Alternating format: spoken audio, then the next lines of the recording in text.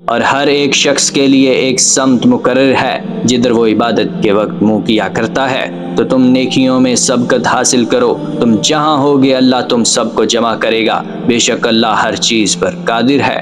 اور تم جہاں سے نکلو نماز میں اپنا منہ مسجد حرام کی طرف کر لیا کرو، بے شبہ یہ تمہارے پروردگار کی طرف سے حق ہے، اور تم لوگ جو کچھ کرتے ہو اللہ اس سے بے خبر نہیں۔ اور تم جہاں سے نکلو مسجد حرام کی طرف منہ کر کے نماز پڑھا کرو، اور مسلمانوں تم جہاں ہوا کرو اسی مسجد کی طرف رخ کیا کرو۔ یہ تاکید اس لیے کی گئی ہے کہ لوگ تم کو کسی طرح کا الزام نہ دے سکیں، مگر ان میں سے جو ظالم ہیں وہ الزام دیں تو دیں، سو ان سے مت ڈرنا اور مجھ سے ڈرتے رہنا۔ اور یہ بھی مقصود ہے کہ میں تم کو اپنی تمام نعمتیں بخشوں، اور یہ بھی کہ تم راہ راست پر چلو،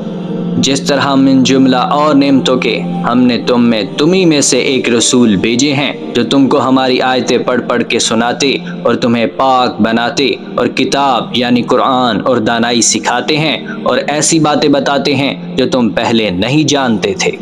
سو تم مجھے یاد کیا کرو، میں تمہیں یاد کیا کروں گا، اور میرا احسان مانتے رہنا اور میری ناشکری نہ کرنا،